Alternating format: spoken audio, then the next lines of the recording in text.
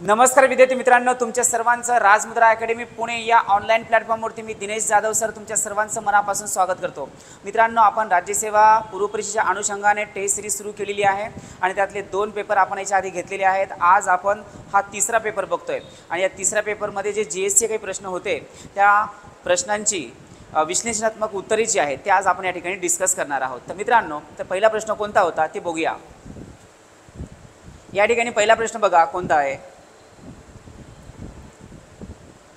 खालील अ आणि ब विधाने वाचून पर्यायी उत्तरातील योग्य पर्याय निवडा। त्यातलं पहिलं विधान आहे भारतीय समाज व्यवस्था 7 जातीमध्ये विभागल्याचा उल्लेख मॅगेस्थनीस यांनी केलेला आहे। नंबर 2, मॅगेस्थनीसचा जात व व्यवसाय यात गोंधळ उडालेला दिसतो। तर मित्रांनो, आपल्याला हा प्रश्न इतिहासावरती विचारलेला आहे आणि यामध्ये आपल्याला मॅगेस्थनीसविषयी संपूर्ण माहिती विचारली गेलेली आहे।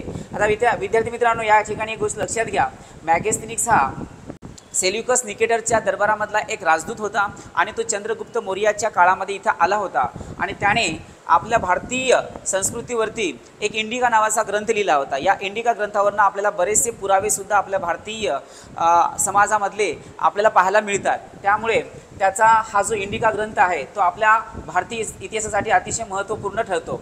तर त्याने जेव्हा या ठिकाणी हा ग्रंथ लिहिलेला आहे तर त्याच्यामध्ये खरोखरच त्याला 7 जातीमध्ये विभागलेला पाहायला मिळतोय। समाज व्यवस्था जी होती ती एकूण 7 जातीमध्ये विभागलेल्याचा त्या ठिकाणी त्यांनी उल्लेख केलेला आहे। आणि दुसरी गोष्ट जी आहे, मॅगेस्थनीसचा जात व व्यवस्था त्यात यामध्ये गोंधळ उडालेला आहे। तर या ठिकाणी पहिलं विधान अगदी बरोबर आहे आणि त्याचबरोबरीने दुसरं सुद्धा विधान बरोबर आहे। त्यामुळे अ आणि ब हे दोन्ही विधाने सत्य असून ब हे अचे योग्य कारणमीमांसा देते। त्यामुळे याचा आपलं पर्याय कोणता असायला पाहिजे मित्रांनो, तर पर्याय क्रमांक 1 हे याचं उत्तर असायला पाहिजे। चला समोरचा आपण प्रश्न बघूया। सातवाहन राजवटीबाबत सत्य विधान ओळखा। मित्रांनो, हा सुद्धा आपल्याला इतिहास म्हणजे संपूर्ण इतिहासावरती प्रश्न विचारले गेलेले आहेत 1 ते 15 पर्यंत। आता बघूया या ठिकाणी सातवाहनाविषयी काय आपल्याला माहिती दिलेली आहे। सातवाहन राजवटीबाबत सत्य विधान ओळखायचं आपल्याला।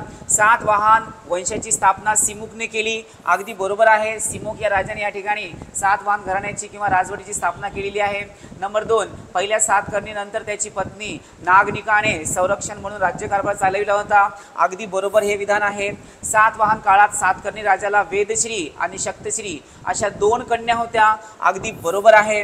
आणि सातवाहन राजवटीत हा शांतताप्रिय शासक होता, त्याने गाथा सप्तशी नावाचा काव्यग्रंथ प्राकृत भाषेत लिहिला होता। मित्रांनो, हे सुद्धा विधान अगदी बरोबर आहे। त्यामुळे वरील सर्व विधाने सत्य आहेत हे आपलं उत्तर असायला पाहिजे। म्हणजेच या ठिकाणी पर्याय क्रमांक 2 हे आपलं उत्तर असायला पाहिजे। यानंतर समोर जाऊया मित्रांनो।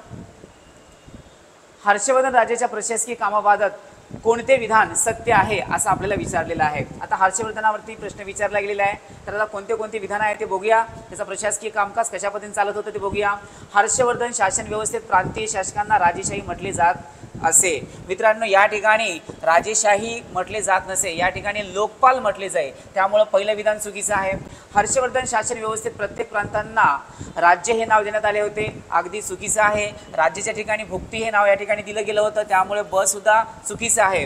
हर्षवर्धन शासन व्यवस्थेत जिल्ह्याच्या प्रधानाला विषयपती या नावाने ओळखले जात असे, अगदी बरोबर आहे। आणि हर्षवर्धन शासन व्यवस्थेत तालुक्याच्या प्रधानाला पाठक असे नाव देण्यात आले होते, अगदी बरोबर। मित्रांनो, या ठिकाणी अ आणि ब हे चुकीचे असून क आणि ड हे या ठिकाणी बरोबर असायला पाहिजे। त्यामुळे क आणि ड कुठे बघा, क आणि ड या ठिकाणी आपल्याला पाहायला मिळतं, त्यामुळे याचं उत्तर पर्याय क्रमांक 3 असायला हवं। चला समोर जाऊया आपण आता। यानंतर आपल्याला समोरचा प्रश्न विचारलेला आहे। ख्रिस्तपूर्व 323 मध्ये बॅबिलोन येथे अलेक्झांडरचा मृत्यू झाल्याची बातमी आली आणि आणि यांनी लोकांना परकीय आक्रमणाविरुद्ध भडकवले। मित्रांनो, हा अलेक्झांडर जो होता, हा अलेक्झांडर आपल्या भारतामध्ये येऊन त्याने आपल्या भारतातील बराचसा प्रशासकीय विभाग, आपल्या भारतातील संपूर्ण जवळपास भारतीय भाग जो आहे तो हस्तगत केला होता आणि हस्तगत करून तो आपल्या मायदेशी परतत असताना या ठिकाणी बॅबुलोन या ठिकाणी त्याचा मृत्यू झाला। आणि ही गोष्ट जेव्हा भारतीय लोकांना कळाली, त्यामध्ये चंद्रगुप्त आणि चाणक्य यांनी काय केलं, त्याने बळकावलेला जेवढा प्रदेश होता तो संपूर्ण प्रदेश त्यांनी परत हस्तगत केला आणि त्यावरती राज्य प्रस्थापित केलं। त्यामुळे याचं उत्तर काय आलं पाहिजे मित्रांनो, चंद्रगुप्त आणि चाणक्य या ठिकाणी याचं उत्तर असायला पाहिजे। म्हणजेच पर्याय क्रमांक 1 हे याचं उत्तर असायला पाहिजे। यानंतर समोर जाऊया। पुढील राज्यघराणे व त्यांचे राजे यांच्या जोड्या लावायच्या आहेत। मित्रांनो, आता राष्ट्रकूट घराण्याचा जो संस्थापक होता तो कोण होता? दंतीदुर्ग होता. त्यानंतर चोळ म्हणजे चोळ या ठिकाणी याचा संस्थापक कोण होता? तर विजयालय होता. त्यानंतर पाल घराण्याचा संस्थापक जो होता तो गोपाल होता. नावामध्ये पाल आणि पाल असल्यामुळे गोपाल आहे. आणि परमारचा कोण आहे? तर उपेंद्र आहे. मित्रांनो या ठिकाणी अचं काय यायला पाहिजे? 3 यायला पाहिजे. तर अचं काय यायला पाहिजे? 3. या ठिकाणी इथे पण 3 आहे, इथे पण 3 आहे. त्यानंतर बचं काय यायला पाहिजे मित्रांनो? 4 यायला हवं. बचं काय यायला पाहिजे? 4 यायला पाहिजे. या ठिकाणी 4 आहे. पहिला ऑप्शन कट झाला. त्यानंतर कचं काय यायला पाहिजे? 1 यायला पाहिजे. या ठिकाणी 1 आहे. आणि डचं काय यायला पाहिजे? तर 2. तर या ठिकाणी 2 आहे. म्हणून आपलं उत्तर काय यायला पाहिजे मित्रांनो? पर्याय क्रमांक 4 हे याचं उत्तर असायला पाहिजे. चला समोर जाऊया आपण. यानंतर पुढील विधानात कोणाचे वर्णन केले आहे असं आपल्याला विचारलेलं आहे. मुळात तो तुर्कस्तानमधील एक गुलाम होता. त्याच्या लहानपणी एका व्यापाऱ्याने त्याला निशापूरला आणले. नंबर 3 तिथे त्याला काझी फखरुद्दीन अब्दुल अजीज कुफी यांनी विकत घेतले आणि काझीच्या मुलाने त्याला एका व्यापाऱ्याला विकले आणि व्यापाऱ्याने त्याला मोहम्मद घुरीला विकले. तर हे संपूर्ण विधान जे आहे ते कुतुबुद्दीन ऐबक या शासकाशी निगडीत आहे. त्यामुळे या ठिकाणी याचं उत्तर काय आलं पाहिजे मित्रांनो? नंबर 1 यायला पाहिजे. परंतु बलबन म्हटलेलं आहे, तर अल्तमश म्हटलेलं आहे, हे या ठिकाणी कोणतेही लागू पडत नाही. त्यामुळे याचं उत्तर काय आलं पाहिजे? पर्याय क्रमांक 1 हे याचं उत्तर असायला पाहिजे. चला समोर जाऊया आपण. आता या ठिकाणी 2 विधानं आपल्याला दिलेली आहेत, अ आणि ब. कार्यकाळानुसार क्रमाने बाबर, हुमायून, अकबर, जहांगीर, शहाजहान व औरंगजेब हे ग्रेट मुघल्स म्हणून गणले जातात. आणि ब मध्ये म्हटलेलं आहे औरंगजेबच्या मृत्यूनंतर आलेल्या मुघल सम्राटांना लेटर मुघल्स म्हणून संबोधले जाते. तर पुढील लेटर मुघलचा त्यांच्या कालावधीप्रमाणे क्रम लावा. तर मित्रांनो आपल्याला पहिल्या अ मध्ये सुरुवातीपासून जे मुघल शासक दिलेले आहेत आणि आता लेटर मुघल्समध्ये कोण कोण येतं ते बघा. यामध्ये नंबर 1 ला येतो बहादूर शहा. यांच्यानंतर कोण येतो? बहादूर शहा. त्यामुळं नंबर 1 असायला पाहिजे बहादूर शहा. नंबर 2 ला येतो जहांगीर. नंबर 2 ला कोण होतो? जहांगीर. म्हणजेच काय बरं? जहांगीर शहा. नंबर 3 ला कोण येतं बरं? महम्मद शहा. नंबर 3 ला कोण येतं? महम्मद शहा. आणि नंबर 4 ला कोण येतं? तर अहमद शहा. तर मित्रांनो या ठिकाणी बहादूर शहा, जहांगीर शहा, महम्मद शहा आणि अहमद शहा असे आपल्याला या ठिकाणी क्रम बघावा लागेल. या ठिकाणी अहमद शहाने सुरुवात झाली त्यामुळे पहिलं चुकीचं आहे. त्यानंतर तिसरं बघा बहादूर शहाने सुरुवात झालेली आहे. या ठिकाणी बहादूर शहावाले किती ऑप्शन आहेत बघा. या ठिकाणी 3 पण आहे आणि 2 पण आहे. बहादूर शहाच्या नंतर कोण येतं सांगा?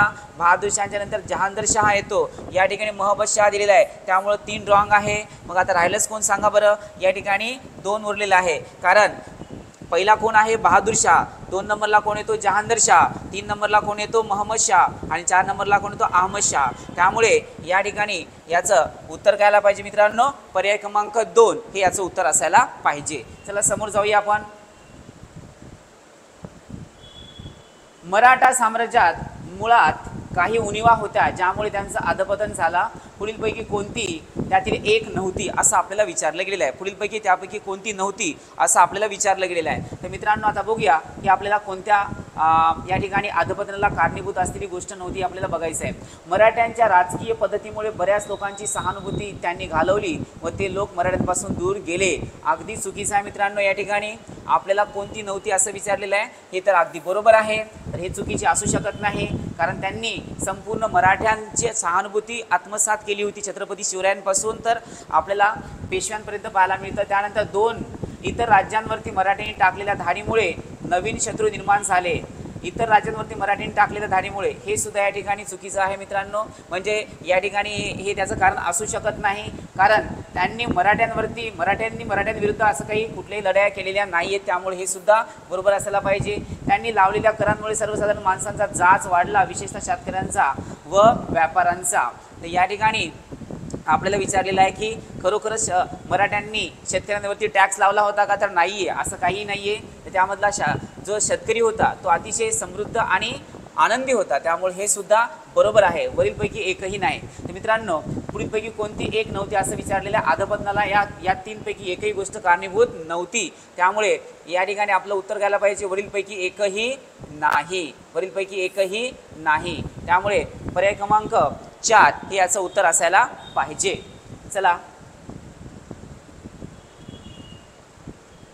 यानंतर खाली नमूद केलेली चीड आणणारी कृती कोणी केली होती असं आपल्याला विचारलेलं आहे. भारतीय नागरी सेवेत प्रवेश करण्याचे वय कमी करणे, ब मध्ये बघा वृत्तपत्र स्वातंत्र्यावरती नियंत्रण घालणे, 1878चा शस्त्र कायदा आणणे आणि ड मध्ये दिलेल्या ब्रिटिश उत्पादनावरील आयात कर काढून टाकणे. हे संपूर्ण कृत्य जे आहेत मित्रांनो कुणी केलेले असं आपल्याला विचारलेले आहे. पहिला आहे लॉर्ड लिटन, दुसरा आहे जेम्स विल्सन, त्यानंतर तिसरा आहे सर लॉरेन्स आणि चौथा आहे लॉर्ड मॅकॅले. तर मित्रांनो हे संपूर्ण जे कृत्य आहेत हे लॉर्ड लिटनच्या काळामध्ये आणि लॉर्ड लिटन कडून केली गेलेली आहेत. म्हणून याचं उत्तर घ्यायला पाहिजे पर्याय क्रमांक 1 हे याचं उत्तर असायला पाहिजे. चला यानंतर आपण समोर जाऊया. वालचंद उद्योगाने स्वातंत्र्यपूर्व काळात पुढीलपैकी कोणत्या उद्योगाची स्थापना केली? मित्रांनो वालचंद उद्योग म्हटलं की दादाभाई नौरोजी आले या ठिकाणी. दादाभाई नौरोजीला आपण आधुनिक भारताच्या उद्योगाचे शिल्पकार म्हणून ओळखतो. त्यामुळे दादाभाई नौरोजी यांनी वालचंद हे उद्योग समूह स्थापन केला होता. त्यानंतर टाटा आणि वालचंद यांचं कोलॅबरेशन होऊन द टाटा कन्स्ट्रक्शन कंपनी निर्माण झाली आणि त्यातून काय काय निर्माण झालं बघा. त्यामध्ये आपल्याला विचारलं गेलं आहे की उद्योगांची स्थापना केली गेली. तर आता आपल्याला म्हटलेलं आहे हिंदुस्तान एअरक्राफ्ट त्याच्यामध्ये होतं, त्यानंतर सिंधिया स्टीम नेव्हिगेशन हे सुद्धा होतं, त्यानंतर प्रीमियम ऑटोमोबाईल्स हे सुद्धा या ठिकाणी होतं, हिंदुस्तान मोटर्स हे मात्र या ठिकाणी नव्हतं. त्यामुळे अ ब आणि क हे आपलं उत्तर असायला पाहिजे. अ ब आणि क या ठिकाणी अ ब आणि क इथे सुद्धा अ ब आणि क. त्यामुळे आपलं उत्तर काय पाहिजे मित्रांनो पर्याय क्रमांक 2 हे आपलं उत्तर असायला पाहिजे. यानंतर आपण समोर जाऊया. यानंतर बघा मोर्ले मिंटो सुधारणा कायदा 1909च्या कायद्याबाबत सत्यविधान ओळखा असं आपल्याला विचारलेलं आहे. आता कोणते सत्यविधान आहेत आपल्याला ओळखायचं आहे. या ठिकाणी आधी आपल्याला कोणतं विधान ओळखायचं आहे याला अंडरलाईन करून ठेवायचे जेणेकरून आपल्याला पटकन डोक्यामध्ये येईल की आपल्याला सत्यविधान शोधायचं आहे. मोर्ले मिंटो सुधारणा कायदा 1909 नुसार भारत मंत्री मोर्ले यांनी प्रथमच आपल्या मंडळात भारतीय सभासदांना घेण्याविषयी पाऊल उचलले होते. अगदी बरोबर आहे. मोर्ले मिंटो सुधारणा कायदा 1909 नुसार 24 मार्च 1909 रोजी बंगालचे ॲडव्होकेट जनरल SP सिन्हा यांची सरकारने गव्हर्नर जनरलच्या कार्यकारी मंडळावर सभासद म्हणून नेमणूक केली. अगदी बरोबर आहे. आणि तिसरं बघा या कायद्यानुसार भारतीय लोकांनी राजकीय सुधारणांचा आराखडा तयार करण्याचे काम अरुंडेल समितीवरती सोपवले नव्हते. या ठिकाणी नव्हते मित्रांनो. तर अरुंडेल जी समिती होती ती सोपवण्यात आली होती. त्यामुळे क जे आहे ते चुकीचं आहे. त्यामुळे पहिला आणि दुसरं अ आणि ब हे 2 बरोबर असायला पाहिजे. अ आणि ब आपल्याला सत्यविधान ओळखायला सांगितलेली आहे. या ठिकाणी अ आणि ब दिसतंय, इथे ब आणि क दिसतंय म्हणून आपला पर्याय क्रमांक 1 हे उत्तर असायला पाहिजे. चला समोर जाऊया आपण आता. गांधी आयर्विन कराराबाबत सत्यविधान ओळखा असं आपल्याला विचारलं गेलेलं आहे. गांधी आणि आयर्विन कराराबाबत सत्यविधान कोणतं आहे इथे सुद्धा असं अंडरलाईन करून घ्यायची मित्रांनो. सत्यविधान ओळखायचं आपल्याला. कायदेभंग चळवळ स्थगित व्हावी अगदी बरोबर होतं. या करारामध्ये ठरवण्यात आलं होतं. राष्ट्रसभेने गोलमेज परिषदेमध्ये भाग घ्यावा अगदी बरोबर होतं. बहिष्कार चळवळ मागे घ्यावी हे सुद्धा ठराव त्या ठिकाणी मांडण्यात आला होता. संरक्षण परराष्ट्र व अल्पसंख्याक व काही खाती पुढील काळात राखीव म्हणून राहावीत हे सुद्धा या ठिकाणी ठरवण्यात आलं होतं. वरीलपैकी सर्व पर्याय जे आहेत मित्रांनो ते कसे आहेत सत्य आहेत. वरील सर्व अ ब आणि क अ ब क ड हे चारही विधाने जी आहेत ती सत्य आहेत त्या कराराबाबतची. त्यामुळे आपलं उत्तर घ्यायला पाहिजे मित्रांनो पर्याय क्रमांक 4 हे आपलं उत्तर असायला पाहिजे. चला समोर जाऊया आता आपण. यानंतर प्रश्न विचारला गेला आहे. भारतीय राष्ट्रीय काँग्रेसने पहिल्या अधिवेशनात पारित केलेल्या खालील ठरावाबद्दल खरे काय आहे असं आपल्याला विचारलेलं आहे. तर काय काय खरं आहे ते आपण बघूया. पहिला आहे भारतीय प्रशासनाच्या कार्याची चौकशी करण्यासाठी रॉयल कमिशनची नेमणूक करावी अगदी बरोबर आहे. हे या ठिकाणी ठरावामध्ये ठरवण्यात आलं होतं. त्यानंतर ब आहे भारत सचिवाची भारतीय समिती रद्द करावी हे सुद्धा अगदी बरोबर आहे. त्यानंतर बघा लष्करावरील खर्च कमी करावा हे सुद्धा बरोबर आहे. आणि अप्पर बर्माचे म्हणजे ब्रह्मदेशाचे अप्पर बर्माचे एकीकरण आणि त्यांचे भारतात होऊ घातलेल्या विलीकरणास विरोध करणे हे सुद्धा बरोबर आहे. तर भारतीय राष्ट्रीय काँग्रेसच्या पहिल्या अधिवेशनाची सगळ्या गोष्टी आपल्याला पाहायला मिळतात. त्यामुळे अ ब क ड हे कसे आहेत खरे आहेत. त्यामुळं याचं उत्तर पर्याय क्रमांक 3 असायला पाहिजे. चला समोर जाऊया आपण आता. कालानुसार म्हणजे क्रमानुसार रचना करा असं आपल्याला विचारलेलं आहे. आता कालक्रमानुसार रचना करायची आहे. तर आता कोणती घटना पहिल्यांदा घडलेली आहे, दुसऱ्यांदा घडली आणि तिसऱ्यांदा घडली, चौथ्यांदा घडलेली आहे हे असं आपल्याला बघायचं आहे. तर पहिली घटना कोणती घडलेली आहे बघूया. यामध्ये पहिलं बघा विधान आहे मुस्लिम लीगने नेहरू रिपोर्टपेक्षा जिनांचा 14 कलमी कार्यक्रमाला पसंती दिली. या ठिकाणी ही घटना कधी झाली मित्रांनो तर ही घटना झाली मार्च 1929 मध्ये. ठीक आहे. या ठिकाणी मार्च 1929 या ठिकाणी मार्च 1929 ठिकाणी 29ला ही घटना झालेली आहे। त्याच्यानंतर दुसरं काय झालेलं बघा, काँग्रेस सरकारला 1 वर्षात नेहरू रिपोर्ट स्वीकारण्याची मुदत दिली। मित्रांनो, नेहरू रिपोर्ट जो आहे तो कधी झाला तर 1928 मध्ये झाला। नेहरू रिपोर्ट 1928 मध्ये झाला। लाहोर अधिवेशनात काँग्रेसने संपूर्ण स्वातंत्र्याची मागणी केली। मित्रांनो, डिसेंबर 1929 मध्ये या ठिकाणी डिसेंबर 1929 मध्ये हे लाहोर अधिवेशन या ठिकाणी पार पडलं आणि गांधीजींनी मिठाचा सत्याग्रह सुरू केला। मित्रांनो, गांधीजींनी मिठाचा सत्याग्रह 1930ला सुरू केला। त्यामध्ये 12 मार्च 1930 ते 5 एप्रिल 1930 पर्यंत हे दांडी मार्च चालली गेलेली आहे। साबरमती ते दांडी असे एकूण 385 किलोमीटरचा अंतर 78 अनुयायांसहित त्यांनी पार केला आणि त्या ठिकाणी सत्याग्रह केला। त्यामुळे हे कधी यायला पाहिजे तर 1930 मध्ये हे यायला पाहिजे। तर मित्रांनो बघा, आता कोणत्या कोणत्या घटना कधी घडलेल्या आहेत या ठिकाणी 1 वर्षातलेच 2 आपल्याला इव्हेंट पाहायला मिळतात। पहिली कोणती आहे बरं, नेहरू रिपोर्ट 1928 आहे। 1928 म्हटल्यानंतर ब पहिल्यांदा यायला पाहिजे। ब वाले किती ऑप्शन आहेत बघा, या ठिकाणी ब वाले फक्त या ठिकाणी तिसरा दिसतोय, ठीक आहे। त्याच्यानंतर काय यायला पाहिजे, अ यायला पाहिजे, कारण मार्च 1929 मध्ये 14 कलमी कार्यक्रम या ठिकाणी राबवण्यात आला होता। अ यायला पाहिजे। त्याच्यानंतर काय यायला पाहिजे सांगा बरं, डिसेंबर 1929 मध्ये लाहोर अधिवेशन भरलं होतं तर क यायला पाहिजे। आणि गांधीजींनी 12 मार्च ते 5 एप्रिल 1930 रोजी हे दांडी मार्च काढली होती, तर त्यामुळे मिठाचा सत्याग्रह झाला। त्यामुळे या ठिकाणी 4 नंबरला ड यायला पाहिजे। म्हणून आपलं उत्तर मित्रांनो पर्याय क्रमांक 3 यायला पाहिजे। चला समोर जाऊया आपण आता। बांडुंग परिषदेबाबत योग्य विधान खालीलपैकी कोणते आहे हे ओळखा असं आपल्याला विचारलेलं आहे। मित्रांनो, बांडुंग परिषद झाली होती, त्या बांडुंग परिषदेमध्ये काय काय घडलं होतं ते आपण बघूया। नंबर 1 आहे, बांडुंग परिषद ही 18 ते 24 एप्रिल 1955 दरम्यान बांडुंग या ठिकाणी पार पडली होती। अगदी बरोबर आहे, पहिलं विधान अगदी बरोबर आहे मित्रांनो। बांडुंग परिषद ही आफ्रो आशियाई जनतेमधील असंतोष दूर करण्यासाठी आयोजित करण्यात आली होती। त्याचा उद्देश हाच होता, असंतोष दूर करणे, त्यामुळे ब सुद्धा बरोबर आहे। बांडुंग परिषद ही ब्रह्मदेश, श्रीलंका, भारत, इंडोनेशिया, रशिया, मित्रांनो या ठिकाणी तो रशिया नव्हता, या ठिकाणी याच्यामध्ये रशिया नव्हता, इराण आणि पाकिस्तान या कोलंबो परिषदेतील राष्ट्रांच्या निमंत्रणावरून आयोजित करण्यात आली। त्यानंतर ड आहे, बांडुंग परिषद सर्व राष्ट्रांच्या सार्वभौमत्वाबद्दल आणि प्रादेशिक अखंडत्वाबद्दल आदर बाळगणे हे धोरण निश्चित करण्यात आले होते। त्यामुळे हे सुद्धा बरोबर आहे। तर मित्रांनो या ठिकाणी रशिया वगैरे काही नव्हता, त्याच्यामुळं क जे आहे ते चुकीचं असायला पाहिजे। त्यामुळं अ, ब आणि ड हे आपलं उत्तर असायला पाहिजे। तर कुठे आहे बघा सांगा, अ, ब आणि ड आपल्याला चौथ्या पर्यायामध्ये दिसतं, अ, ब आणि ड।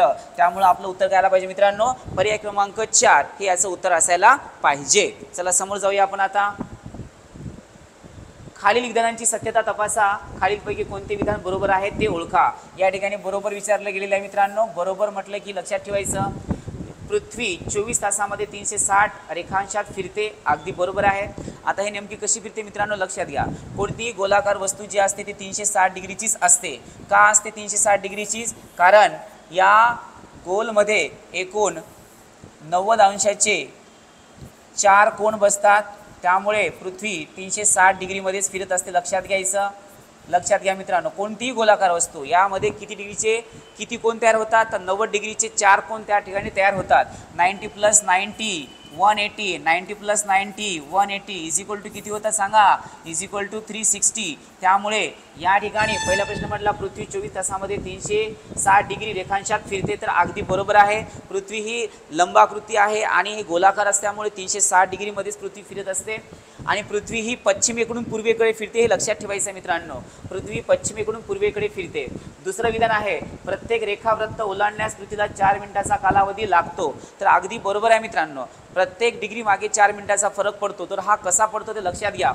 या ठिकाणी 360 डिग्रीची पृथ्वी 24 तासामध्ये 1 वेळा पूर्ण करते। 360 डिग्रीची पृथ्वी 24 तासामध्ये 1 वेळा पूर्ण करते। तर मित्रांनो आपल्याला काय करायचं आहे, 24 तासामध्ये किती मिनिटे असतात ते बघायचं आहे। तर 24 तासामध्ये असतात 1440 मिनिटे, 1440 मिनिटे आहेत। आणि हे 1440 मिनिटं पूर्ण करून पृथ्वी 1 वेळा पूर्ण करते। म्हणजेच आपण काय करूया, 1440 ला कितीने भागायचं आहे आपल्याला? 360 ने भागायचं आहे मित्रांनो. बघा 1440 काय आहेत? हे 24 घंट्यामधले मिनिटे आहेत. 24 घंट्यामध्ये एकूण मिनिटे किती असतात? तर 1440 मिनिटे असतात. मग ही 1440 मिनिटं फिरल्याच्या नंतर पृथ्वी एक वेळा पूर्ण करते.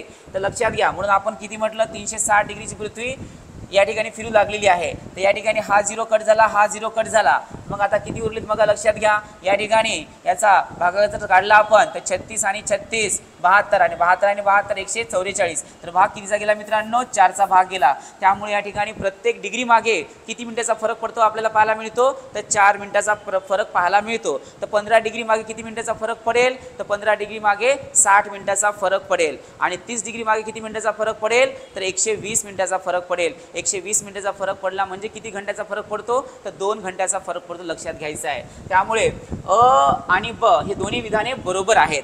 अ आणि ब हे दोन्ही विधाने बरोबर आहेत. दुसरं आहे बघा, अ आणि ब दोन्ही चूक आहेत, तर हे चुकीचं आहे मित्रांनो. अ बरोबर असून विधान ब चुकीचं आहे, हे पण चुकीचं आहे. अ चूक असून विधान ब बरोबर आहे, हे सुद्धा चुकीचं आहे. हे दोन्हीही विधानं अगदी बरोबर आहेत. त्यामुळे आपलं उत्तर घ्यायला पाहिजे मित्रांनो. पर्याय क्रमांक 1 हे आपलं उत्तर असायला पाहिजे. चला यानंतर समोर जाऊया आपण. भूखंड सिद्धांताच्या पुष्टीकरणासाठी कोणते पुरावे या ठिकाणी आपल्याला आढळतात? तर मित्रांनो, जर्मन शास्त्रज्ञ आल्फ्रेड वेगनर यांनी भूखंड वहनाचा सिद्धांत या ठिकाणी मांडलेला आहे. तर त्यांनी त्या ठिकाणी कोणते कोणते पुरावे दिलेले आहेत? त्याच्यामध्ये बघा, जॉक्सा फिट हा एक त्या ठिकाणी पुरावा पाहायला मिळतो. त्यानंतर दुसरा आहे भूलमूलक प्रवाह हा आढळत नाही. तिसरा आहे विविध क्षेत्रातील जीवाश्म फॉसिल्सवरनं कळालं त्यांना. आणि प्रावरणामधील अभिसरण हे सुद्धा या ठिकाणी नाही आहे. तर आल्फ्रेड वेगनरच्या सिद्धांतानुसार पृथ्वी जी आहे ते 360 दशलक्ष वर्षापूर्वी निर्माण झालेली आहे, हे त्यांनी त्याच्यामध्ये मांडलेलं आहे. आणि हा सिद्धांत त्यांनी 1912 जगासमोर आणला आहे. त्याच्यामुळे अ आणि क हे याचं आपल्याला उत्तर पाहायला मिळतं. त्यामुळं अ आणि क कुठं पाहायला मिळतं मित्रांनो? तर या ठिकाणी पर्याय क्रमांक 3 मध्ये आपल्याला अ आणि क हे पाहायला मिळतं. म्हणून याचं उत्तर घ्यायला पाहिजे मित्रांनो. पर्याय क्रमांक 3 हे उत्तर त्याचं असायला हवं. यानंतर आपण समोर जाऊया. जोड्या लावा असा प्रश्न विचारलेला आहे. 2 स्तंभ आहेत मित्रांनो. या ठिकाणी हवाई प्रकार स्तंभ. आता हे जे प्रकार आहेत मित्रांनो, हे प्रकार जे आहेत ते ज्वालामुखीच्या उद्रेकाचे प्रकार आहेत. तर या ठिकाणी 4 ज्वालामुखीच्या उद्रेकाचे प्रकार दिलेले आहेत. तर ते कसे असतात हे या ठिकाणी आपल्याला जोड्या लावायचे आहेत. हवाईचा प्रकार, हवाई बेटे म्हणजे हवाई बेटे जे आहेत त्या ठिकाणी जे निर्माण झालेला उद्रेक आहे त्यानुसार त्याला नाव पडलेलं आहे मित्रांनो. हवाई बेटे कसे होतात सांगा बरं? हवाई बेटांचा प्रकार जो आहे तो शांतपणे उफाळतो, त्यामुळे अचं कायला पाहिजे, 3 यायला पाहिजे. स्टॅम्बोलियन प्रकार जो आहे, स्टॅम्बोलियन प्रकार जो आहे तो सतत उफाळत असतो, त्यामुळे या ठिकाणी याचा 4 यायला पाहिजे. व्हॅल्कॅनियन, तर व्हॅल्कॅनियन म्हणजे या ठिकाणी होलकॅनी झालेला आहे. होलकॅनी सतत असा उकळ्या मारत असतो, त्यामुळे मोठ्याने उफाळतो, त्यामुळे व्हॅल्कॅनियनचं घ्यायला पाहिजे, 1 यायला पाहिजे. त्यानंतर राहिलंच कोणतं बघा आता, पेलियन प्रकार, अतिप्रक्षोभक असतं हे, अतिप्रक्षोभक. मग या ठिकाणी हवाईंचा प्रकार काय बरं? तर सतत उफाळतो, त्यामुळे हवाईचा प्रकार काय? शांतपणे उफाळतो, त्यामुळे अचं घ्यायला पाहिजे, 3 यायला पाहिजे. अचं घ्यायला पाहिजे, 3 यायला पाहिजे. स्टॅम्बोलियन प्रकार जो आहे तो सतत उफाळत असतो, त्यामुळे याचं 4 यायला पाहिजे. या ठिकाणी 4 दिसतंय. त्यानंतर व्हॅल्कॅनियन म्हणजे होलकॅनी या ठिकाणी दिसतो, मोठ्या प्रमाणात उफाळतो, त्यानंतर त्याचं 1 यायला पाहिजे. आणि पेलियन प्रकार जो आहे त्याचं अतिप्रक्षोभक म्हणजेच 2 यायला पाहिजे. तर मित्रांनो, आपल्याला हा एकच पर्याय या ठिकाणी पाहायला मिळतो, त्यामुळे याचं उत्तर करायला पाहिजे पर्याय क्रमांक 2 हे याचं उत्तर असायला पाहिजे. चला समोर जाऊया आपण आता. खालीलपैकी योग्य विधाने ओळखा असं आपल्याला विचारलेलं आहे. विशिष्ट तापमानावर ठराविक आकारमानाच्या हवेत असलेले बाष्पाचे प्रमाण म्हणजे त्या हवेची सापेक्ष आर्द्रता होय. या ठिकाणी विशिष्ट तापमानावर ठराविक आकारमानाच्या हवेत असं विचारलं गेलेलं आहे मित्रांनो. असं काही नाही आहे, तर लक्षात घ्या. तर हवा जशी गरम होते तसे त्याचं बाष्पाचं प्रमाण जे आहे ते कमी होतं आणि वाढतं, आणि जशी हवा थंडी होते तसे त्या बाष्पाचं प्रमाण जे आहे ते कसं होत जातं? कमी होत जात असतं. म्हणून बाष्प धारण करण्यासाठी त्याला सतत काय लागते? तर उष्णता लागत असते. त्यामुळे हे काही आपल्याला या ठिकाणी योग्य वाटत नाही, त्यामुळे विधान अ जे आहे ते चुकीचं आहे. हवेची निरपेक्ष आर्द्रता आणि त्याच तापमानावर त्या हवेची कमाल बाष्पधारणी शक्ती यांच्या गुणोत्तराला विशिष्ट आर्द्रता असे म्हणतात. मित्रांनो, आता या ठिकाणी निरपेक्ष आर्द्रता म्हणजे काय? तर 1 घनमीटर हवेमध्ये आर्द्रतेचे प्रमाण किती ग्रॅम आढळते त्याच्या गुणोत्तराला किंवा त्याच्या या संख्येला आपण निरपेक्ष आर्द्रता म्हणतो, तर इथे ते काही योग्य वाटत नाही, त्यामुळे ब सुद्धा या ठिकाणी रॉंग आहे. तर मित्रांनो या ठिकाणी लक्षात घ्या, या ठिकाणी आपले दोन्ही विधान चुकीचे असायला पाहिजे. पहिलं बघा अ आणि ब दोन्ही बरोबर आहे तर नाही आहे, आणि दुसरं आहे अ आणि ब हे दोन्ही चूक आहे. तर मित्रांनो हे दोन्ही पण चूक असायला पाहिजे, त्यामुळे पर्याय क्रमांक 2 हे याचं उत्तर असायला पाहिजे. समोर चलूया आपण आता. खाली 2 विधानं दिलेली आहेत. अ हे विधान असून र हे त्याचे कारण आहे. खालील पर्यायातून योग्य पर्याय निवडा असं आपल्याला विचारलं गेलेलं आहे. निर्वनीकरणामुळे हवेतील कार्बन डायऑक्साईडचे प्रमाण वाढते, पहिलं विधान आहे. आणि दुसरं बघा, वने जेव्हा प्रकाश संश्लेषण क्रियेद्वारे स्वतःचे अन्न तयार करतात तेव्हा मोठ्या प्रमाणात कार्बन डायऑक्साईडचा वापर होतो. मित्रांनो निर्वनीकरण म्हणजे काय, तर वने नष्ट करून टाकणे असा त्याचा अर्थ निघतो. मग वने नष्ट करत असताना मोठ्या प्रमाणात वनवा लागतो, आग लागलेली असते, जंगलतोड झालेली असते, त्या आगीतून मोठ्या प्रमाणात धूर बाहेर पडतो आणि त्यातून मोठ्या प्रमाणात कार्बन डायऑक्साईड जो आहे तो त्याचं प्रमाण जे आहे ते वाढलेलं पाहायला मिळतं. तर या ठिकाणी पहिलं विधान बरोबर आहे आणि दुसरं सुद्धा विधान अगदी बरोबर आहे. वने जेव्हा प्रकाश संश्लेषण क्रियेद्वारे स्वतःचे अन्न तयार करतात तेव्हा मोठ्या प्रमाणात कार्बन डायऑक्साईडचा वापर त्या ठिकाणी होत असतो. त्यामुळे अ आणि र हे दोन्ही विधाने कशी आहेत बरं, अगदी बरोबर आहे. पहिल्यामध्ये म्हटलेलं आहे अ आणि र दोन्ही सत्य असून र हे अ चे बिनचूक स्पष्टीकरण आहे, बिनचूक स्पष्टीकरण आहे असं आपल्याला विचारलेलं आहे. त्यानंतर र अ आणि र हे दोन्ही सत्य असून र हे अ चे बिनचूक स्पष्टीकरण नाही. तर मित्रांनो हे काय असं नाही आहे, त्यामुळे पर्याय क्रमांक 1 हे याचं उत्तर असायला पाहिजे. चला आता समोर जाऊया आपण. सर्वात मोठे देश चढत्या क्रमाने लावा असा आपल्याला प्रश्न विचारलेला आहे. मित्रांनो आपल्या सर्वांना आहे माहिती आहे की आपला भारत क्षेत्रफळाच्या दृष्टिकोनातून 7व्या क्रमांकावरती येतो. त्यामध्ये पहिला कोण येतो सांगा, तर पहिला रशिया येतो. पहिला कोण येतो, रशिया येतो. रशियाच्या नंतर कोण येतो, कॅनडा येतो. कॅनडाच्या नंतर कोण येतं, USA येतं. USA नंतर कोण येतं, चायना येतं. चायनानंतर कोण येतं, ब्राझील येतं. ब्राझील नंतर कोण येतं, ऑस्ट्रेलिया येते. किती झाले देखून बघा, 1 2 3 4 5 आणि 6. आणि त्यानंतर कोण येतं, आपला इंडिया येतो. आणि त्यानंतर कोण येतं, अर्जेंटिना येतो. तर लक्षात घ्या मित्रांनो, या ठिकाणी RCUCBAIA, तर RCUCBA हे लक्षात ठेवायचं आपल्याला. आता या ठिकाणी सर्वात मोठा देश कोणता आहे, तर सर्वात मोठा देश रशिया आहे. तर आपल्याला विचारलेलं आहे सर्वात मोठे देश चढत्या क्रमाने लावा. चढत्या क्रमाने लावायचं म्हणजे आपल्याला सर्वात छोटा आधी बघायचं आहे, त्यानंतर मोठ्याकडे जायचं. म्हणजे चढत चढत चढत चढत मोठ्याकडे जायचं आहे. छोट्याकडून मोठ्याकडे जाणे म्हणजे त्याला चढत्या क्रमाने म्हणत असतात. मग या ठिकाणी आपण म्हटलं तर रशिया नंबर 1 ला यायला पाहिजे, कॅनडा नंबर 2 ला यायला पाहिजे, अमेरिका 3 ला यायला पाहिजे, चायना 4 ला यायला पाहिजे, ब्राझील 5 ला यायला पाहिजे, ऑस्ट्रेलिया 6 ला यायला पाहिजे, इंडिया 7 ला यायला हवा आणि अर्जेंटिना 8 ला यायला हवा. तर लक्षात घ्या मित्रांनो, यानुसार आता आपण उत्तर काढूया. या ठिकाणी अर्जेंटिना हे आपल्याला या ठिकाणी कोणत्या नंबरला दिसतं, तर ड ला दिसतं. म्हणजे सर्वात लहान कोण आहे, अर्जेंटिना आहे. तर या ठिकाणी अर्जेंटिना म्हणजे ड वाले पर्याय किती आहेत बघा. या ठिकाणी पण ड आहे, इथे पण ड आहे, इथे पण ड आहे आणि इथे पण ड आहे. मित्रांनो इथे पण आपल्याला उत्तरापर्यंत जाता येणार नाही. तर आता डच्या नंतर कोण येतं बरं, तर इंडिया यायला पाहिजे. म्हणजेच कोण यायला पाहिजे, ब यायला पाहिजे.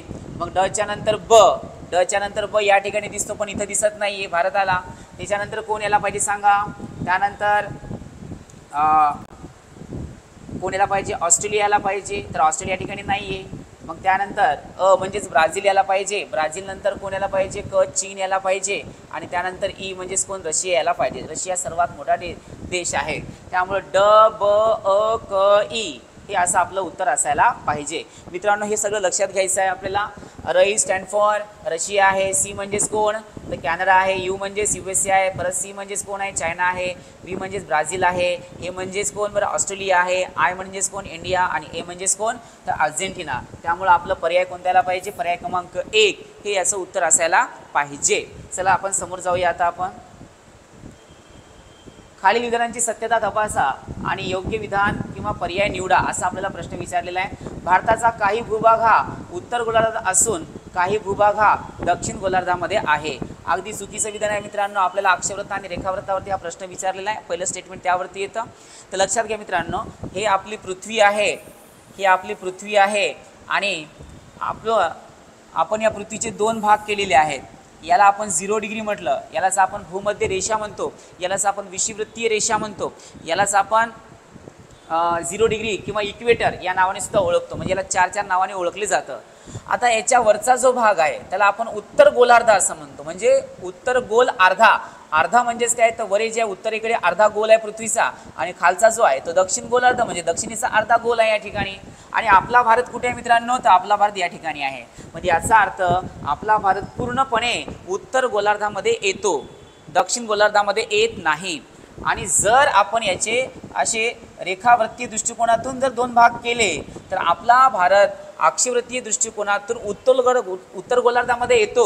अगदी त्याच पद्धतीने रेखावृत्तीय दृष्टिकोनातून आपला भारत जो आहे तो पूर्व गोलार्धामध्ये येतो. त्यामुळे दक्षिण गोलार्धाचा काही संबंध या ठिकाणी पाहायला मिळत नाही. त्यामुळे पहिलं विधान कसं आहे मित्रांनो, तर पहिलं विधान जे आहे ते चुकीचं आहे. दुसरं काय म्हटलेलं आहे, भारताचा दक्षिणोत्तर विस्तार जो आहे तो सुमारे किती म्हटलेलं आहे, 7,500 किलोमीटरपेक्षाही जास्त आहे. तर मित्रांनो भारताचा दक्षिण उत्तर विस्तार जो आहे तो किती आहे, तर लक्षात घ्या, भारताचा दक्षिण उत्तर विस्तारलेला आपल्याला तर या ठिकाणी 3214 म्हणजेच काय बरं 3214 किलोमीटर त्याची लांबी आहे. आणि पूर्व पश्चिम जे आहे ते 2933 म्हणजेच 2933 किलोमीटर आहे. त्यामुळे हे सुद्धा विधान कसं असायला पाहिजे मित्रांनो, चुकीचं असायला पाहिजे. तर लक्षात घ्या, आता आपल्याला विधानं कोणती विचारलेली आहेत. अ तर चुकीचं आहे आणि ब सुद्धा चुकीचं आहे. तर विधान अ आणि ब दोन्ही चूक आहे, तर मित्रांनो या ठिकाणी आपल्याला पर्याय क्रमांक 2 हे याचं उत्तर असायला पाहिजे. समजले. चला समोर जाऊया आपण आता. चहा हा चहाच्या झाडांच्या कोवळ्या पाण्यापासून बनवला जातो. अगदी बरोबर आहे. म्हणून त्याला आपण पत्ती, पाण्याला काय म्हटलं जातं, पत्ता म्हणतात आणि म्हणून त्यांना पत्ती नाव पडलेलं आहे, म्हणून त्याला आपण पत्ती म्हणतो. चायनीज जगातील प्रथम चहा पिणारे म्हणून ओळखले जातात. इंग्रजांनी 1829 मध्ये ईशान्य भारतात आसाम चहा प्रथम शोधला आणि जगातील लोकप्रिय चहा प्रकार आहे. तर आता या ठिकाणी आपल्याला काही विधानं दिलेली आहेत ती ओळखायची. मोठ्या पानांचा चहा म्हणजे चायनीज चहा असं म्हटलेलं आहे. मोठ्या पानांचा चहा मित्रांनो, मोठ्या पानांचा चहा या ठिकाणी चायनीज चहा नाही आहे, तर छोट्या पानांचा किंवा लहान पानांचा जो आहे तो काय आहे, ते चायनीज चहा आहे. त्यानंतर लहान पानांचा आसाम चहा असं म्हटलेलं आहे. मित्रांनो आसाममधील लहान पानांचा नाही आहे, तर या ठिकाणी चायनीज लहान आहे आणि आसाम जो आहे तो मोठा आहे. आसाम कोणता आहे, तर मोठा आहे. त्यामुळे या ठिकाणी विधानं बघा, लक्षात घ्या काय म्हटलेले आहेत. मोठ्या पानांचा चहा चायनीज नाही आहे, छोट्या पानांचा चहा चायनीज आणि लहान पानांचा चहा आसाम चहा. तर ही दोन्ही विधानं कशी आहेत मित्रांनो, चुकीची आहेत. त्यामुळे अ व ब हे दोन्ही बरोबर नाहीत, त्यामुळे पर्याय क्रमांक 4 हे आपलं उत्तर असायला पाहिजे. चला आता समोर जाऊया आपण. महाराष्ट्रातील कोकणच्या प्रदेशात पडणाऱ्या पावसासंबंधी कोणते विधान बरोबर आहे असं आपल्याला विचारलं गेलेलं आहे. कोकणात प्रतिरोध व अभिसरण पाऊस पडतो. नंबर 1 कोकणात प्रतिरोध पाऊस पडतो. नंबर 2 कोकणात आवर्त आणि अभिसरण पाऊस पडतो. नंबर 3 त्याने कोकणात आवर्त पाऊस पडतो. या ठिकाणी नंबर 4. तर मित्रांनो कोकणामध्ये आपल्याला बघितलं तर कोकणाच्या साईडला उंच असा सह्याद्री पर्वत आहे. त्यामुळे सह्याद्री पर्वताला हे बाष्पयुक्त वारे त्याला अडली जातात आणि त्यामुळे प्रतिरोध म्हणजेच त्याला काय अडवलं जातं आणि त्यापासून त्या ठिकाणी पाऊस पडतो. त्याच्यामुळे आणि अभिसरण पाऊस, त्याच्यामुळे याचं उत्तर काय असायला पाहिजे मित्रांनो, कोकणात प्रतिरोध व अभिसरण पाऊस पडतो. तर याचं उत्तर केवळ अ हे यायला पाहिजे. त्यामुळे फक्त अ म्हणजे पर्याय क्रमांक 2 हे याचं उत्तर असायला पाहिजे. चला समोर जाऊया आपण आता. विंध्य पर्वतरांगेबाबत योग्य विधान ओळखा असा आपल्याला प्रश्न विचारलेला आहे. विंध्य पर्वताबाबत योग्य विधान ओळखायचं आहे. तर मित्रांनो आता बघूया. आपल्या सर्वांना माहिती आहे विंध्य, हिमाचल, यमुना, गंगा म्हणजे आपल्या भारताचे जे 2 भाग पडलेले आहेत, उत्तर भाग आणि दक्षिण भाग, हे विंध्य पर्वतरांगेमुळेच पडलेले आहेत मित्रांनो. कारण भारताच्या बरोबर मध्यातून विंध्य पर्वतरांग गेल्यामुळे वरच्या भागाला आपण उत्तर भारत आणि खालच्या भागाला आपण द्रविडियन किंवा दक्षिण भारत या नावाने ओळखतो. आणि या दोघांमधला जो दुवा आहे ते बुरानपूर खिंड आहे. या दोघांच्या मधातून जी बुरानपूर खिंड गेलेली आहे त्या खिंडीतून या ठिकाणी प्राचीन काळापासून मध्ययुगीन कालखंडापर्यंत वाहतूक केली जायची. तर लक्षात घ्या विंध्य पर्वतरांग ही उत्तर आणि दक्षिण भारताची सीमारेषा म्हणून ओळखली जाते. अगदी बरोबर आहे. कारण या ठिकाणी आपला जर हा भारत आपण समजला तर या भारताच्या अगदी बरोबर मध्यातून काय गेलेलं आहे, विंध्य पर्वतरांग गेलेला आहे. लक्षात घ्यायचं आहे आपल्याला. ओके. दुसरं काय म्हटलं बघा, विंध्य पर्वत रांगेचा विस्तार राजस्थानच्या पश्चिम भागापासून उत्तर प्रदेशच्या पूर्व भागापर्यंत पसरलेला आहे असं म्हटलेलं आहे. तर मित्रांनो विंध्य पर्वतरांग ही गुजरातपासून तर बिहार आणि त्याच्यानंतर समोर बेंगॉलपर्यंत पसरलेली आहे, त्यामुळं या ठिकाणी उत्तर प्रदेशचा काही संबंध येत नाही. ब जे आहे ते चुकीचं असायला पाहिजे. त्यानंतर विंध्य पर्वतरांगेची सरासरी उंची 550 ते 700 मीटर असं म्हटलेलं आहे. तर मित्रांनो, विंध्य पर्वताची जे सरासरी उंची जर बघितली आपण तर 450 ते 600 मीटर इतकी पाहायला मिळते. त्यामुळे या ठिकाणी क सुद्धा जे आहे ते चुकीचं आहे. आणि विंध्य पर्वतरांगेमध्ये उंच उंच शिखरांची संख्या सर्वाधिक नाही, या ठिकाणी नाही म्हटलेलं आहे. तर मित्रांनो, एवढे जास्त उंच शिखरं जे आहेत ते विंध्य पर्वतरांगेमध्ये आपल्याला आढळत नाहीत. त्यामुळे अ आणि ड हे दोन विधाने जी आहेत ते दोन विधाने या ठिकाणी बरोबर असायला पाहिजेत. यामध्ये अजून एक महत्त्वाची गोष्ट मित्रांनो, विंध्य पर्वतरांगेमध्ये सापडणारा जो काही दगड आहे तो दगड लाल रंगाचा आहे. त्या दगडाला आपण बलुआ दगड असं म्हणत असतो, ज्याच्यापासून सांचीचा स्तूप असेल प्राचीन काळी बनवला गेलेला, लाल किल्ला असेल, जंतर मंतर असेल, जयपूरमधील जे राजवाडे आहेत ते संपूर्ण राजवाडे जे आहेत हे सगळे लाल रंगाचे या ठिकाणी बनवताना पाहायला मिळतात आपल्याला. आणि हा लाल रंगाचा दगड जो आहे तो आपल्याला सामान्यतः विंध्य पर्वतरांगेच्या मध्येच आपल्याला आढळतो. त्यामुळे अ आणि ड हे जे दोन आहेत हे दोन बरोबर असायला पाहिजे. फक्त अ आणि ड हे सत्य आहेत, म्हणून आपलं उत्तर पर्याय क्रमांक 3 असायला हवं. यानंतर आता आपण समोर जाऊया. खालीलपैकी कोणती जोडी अयोग्य आहे असं आपल्याला विचारलेलं आहे. भरतनाट्यम, पद्मा सुब्रमण्यम अगदी बरोबर आहे मित्रांनो, ही जोडी बरोबर लागते या ठिकाणी.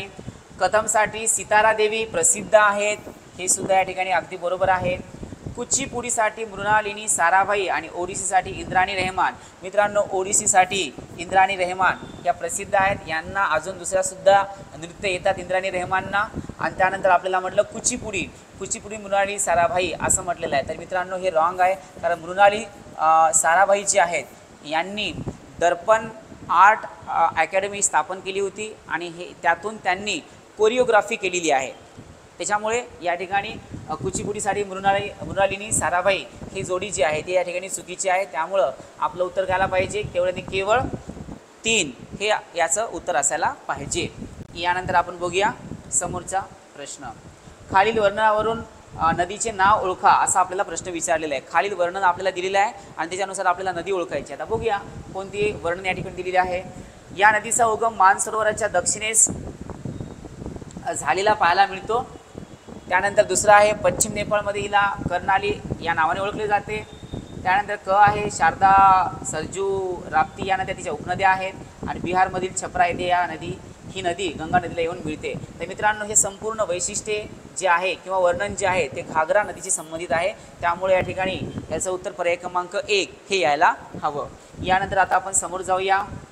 खालील विधानांची सत्यता तपासा आणि योग्य विधान निवडा असा आपल्याला प्रश्न विचारलेला आहे. हिमालयीन नद्या या हिमालयाच्या अनेक रांगा व शिवालिक टेकड्या पार करून मैदानी प्रदेशात प्रवेश करतात. अगदी बरोबर आहे मित्रांनो, पहिलं विधान अगदी बरोबर आहे. कारण हिमालयातल्या नद्यांना जर आपल्याला खाली आणायचं असेल किंवा जेव्हा ते खाली येत असतात त्यावेळेस त्यांना मोठे मोठे अडथळे येतात, ते म्हणजे हिमालय पर्वतरांगेचे किंवा त्याच्या उपरांगांचे. त्यामुळे त्याला क्रॉस करून त्याला संपूर्ण जो काही मी याच्या आधी पण तुम्हाला सांगितलेलं आहे, रिव्हर्स नेव्हर गो रिव्हर्स, नद्या कधी परत वापस जात नसतात. केवढ्याही मोठी जर अडचण त्याच्या समोर जरी आली तर त्याला दूर करून ते समोर जात असते, पण वापस मात्र जात नसते. म्हणून काय मित्रांनो, लक्षात ठेवायचं आहे आपल्याला, रिव्हर्स नेव्हर गो रिव्हर्स, रिव्हर्स नेव्हर गो रिव्हर्स, नद्या कधी परत वापस जात नाहीयेत. यानंतर आता आपण दुसरं स्टेटमेंट बघूया. प्रादीपीय नद्या प्रस्तरभंगामुळे निर्माण झालेल्या खचदऱ्यातून वाहतात. अगदी बरोबर आहेत मित्रांनो, हे दोन्ही विधानं कशी आहेत बरं, अगदी बरोबर आहेत. अ आणि ब हे दोन्ही विधाने अगदी बरोबर आहेत. त्यामुळे याचं उत्तर जे आहे ते पर्याय क्रमांक 1 हे यायला हवं. यानंतर आपण समोर जाऊया. उद्योगांच्या स्थानिकीकरणावर परिणाम करणाऱ्या नैसर्गिक घटकांची यादी करा. या ठिकाणी स्पष्ट म्हटलेलं आहे नैसर्गिक घटक. या ठिकाणी नैसर्गिक घटक असं मित्रांनो असं म्हटलेलं आहे. आता नैसर्गिकच घटक आपण या ठिकाणी बघूया कोणते कोणते आहेत. भूरचना या ठिकाणी येतं, अगदी बरोबर आहे. भांडवल आणि मजुरी या ठिकाणी येणार नाही आहे. त्यानंतर वाहतूकसुद्धा या ठिकाणी येणार नाही आहे. ओके, तर आता बघूया. भूरचना अगदी बरोबर आहे. हवामान नैसर्गिक आहे. कच्चा मालसुद्धा निसर्गातूनच आपल्याला प्राप्त होतो, त्यामुळे हे सुद्धा बरोबर आहे. पाणी तर निसर्गाचीच देणगी आहे. त्यानंतर ऊर्जा साधने सुद्धा निसर्गातूनच आपल्याला प्राप्त होत असतात, म्हणजे दगडी कोळसा असेल किंवा पाणी असेल. त्यामुळे अ क ई उ आणि उ असं यायला पाहिजे. अ क ई उ आणि उ. त्यामुळे या ठिकाणी पर्याय क्रमांक 2 मध्ये अ क ई उ आणि उ हे पर्याय आपल्याला पाहायला मिळतात. त्यामुळे याचं उत्तर पर्याय क्रमांक 2 असायला हवं. यानंतर आता समोर जाऊया मित्रांनो. कॉफी पिकाचे जागतिक वितरणाबाबत योग्य विधान ओळखा असं आपल्याला विचारलेलं आहे. परत मित्रांनो या ठिकाणी आपल्याला अंडरलाईन करून ठेवायचे आहे. योग्य विधान म्हटलेलं आहे. योग्य विधान आहे का? कॉफी हे उष्णकटिबंधातील पीक आहे. अगदी बरोबर आहे मित्रांनो. कॉफी हे उष्णकटिबंधीय पिकाचंच एक उष्णकटिबंधीय पिकाचंच एक महत्त्वाचं पीक आहे आणि त्याला उष्णता आवश्यक असते, त्यामुळे बरोबर आहे. जगात कॉफी उत्पादनात अग्रेसर देश ब्रिटन असून मोठ्या कॉफीच्या मळ्यांना फसेंदा असे म्हणतात. मित्रांनो ब्रिटन नाही आहे, तर या ठिकाणी ब्राझील आहे, त्यामुळे ब जे आहे ते चुकीचं आहे. जगात कॉफी उत्पादनात व्हिएतनाम दुसऱ्या क्रमांकाचा देश असून सुमारे 13.23% उत्पादन त्या ठिकाणी घेतले जाते. ओके. त्यानंतर भारतात कॉफीची लागवड पूर्व घाटाच्या पश्चिम उतारावर केली जात असून भारतात कॉफी उत्पादनात आसाम राज्य अग्रेसर आहे. मित्रांनो इथं नेहमी चुका होतात, लक्षात घ्या. चहा वेगळं आणि कॉफी वेगळं. चहा जे आहे मी आता सांगितल्याप्रमाणे ते चहाच्या पानापासून तयार होतं आणि पानाला आपण काय म्हणतो? पत्ता, आणि त्यामुळे त्याला काय म्हणतो आपण? पत्ती म्हणत असतो. त्याच्यामुळं हे जे आहे हे आपल्याला आसाममध्येच पाहायला मिळतं, परंतु कॉफी जी आहे ती वृक्षांच्या बियापासून तयार केली जाते, त्यामुळे ती गोष्ट वेगळी आहे. आसाममध्ये चहा पिकतो, कॉफी पिकत नाही. या ठिकाणी कॉफी म्हटलेलं आहे, त्यामुळे ड या ठिकाणी चुकीचं असायला पाहिजे. मग आता उरलेच कोणते बरं सांगा? या ठिकाणी अ आणि क हे दोन बरोबर असायला पाहिजे. मग अ आणि क कोणते सांगा बरं? या ठिकाणी अ आणि क तिसऱ्या पर्यायामध्ये आपल्याला पाहायला मिळतं, त्यामुळे याचा पर्याय क्रमांक 3 हे उत्तर असायला पाहिजे. यानंतर आपण समोर जाऊया. लोकसभेच्या सभापतीबाबत योग्य विधान ओळखा असं आपल्याला विचारलेलं आहे. जेव्हा लोकसभेचा सभापती सभागृहाच्या अध्यक्षस्थानी असतो त्यावेळी उपसभापती सभागृहाच्या सामान्य सदस्याप्रमाणे नसतो असं म्हटलेलं आहे. या ठिकाणी नसतो असं म्हटलेलं आहे मित्रांनो. नसतो नाहीये तर असतो, कारण सभापती जर असेल तर उपसभापतीची काही आवश्यकता त्या ठिकाणी नसते. मग या ठिकाणी उपसभापती जे आहे ते सामान्य सदस्याप्रमाणे त्या ठिकाणी राहतो, त्यामुळे पहिलं जे आहे ते काय असायला पाहिजे? चुकीचं आहे. सामान्य सदस्याप्रमाणे नसतो असं विचारलेलं आहे. लोकसभेच्या उपसभापतीला भारताच्या संचित निधीतून वेतन व भत्ते मिळतात. अगदी बरोबर आहे. भारताच्या संचित निधीतून त्याला पेमेंट मिळतं, वेतन व भत्ते मिळतात. त्यानंतर म्हटलेलं आहे लोकसभेचा सभापती अनुपस्थित असेल तर लोकसभेचा उपसभापती संसदेच्या दोन्ही गृहांच्या संयुक्त बैठकीच्या अध्यक्षस्थानी असतो. लोकसभेचा सभापती जर नसेल मित्रांनो तर लोकसभेचा उपसभापती हे या ठिकाणी सभापतीचं कार्य करण्यासाठी त्या ठिकाणी दोन्ही सभागृहांच्या संयुक्त बैठकीला उपस्थित असतो आणि तो अध्यक्षपद सुद्धा भूषवतो, त्यामुळं क सुद्धा अगदी बरोबर आहे. आणि लोकसभेचा उपसभापती हा विरोधी पक्षाचा नसावा असे घटनेत नमूद केलेले आहे.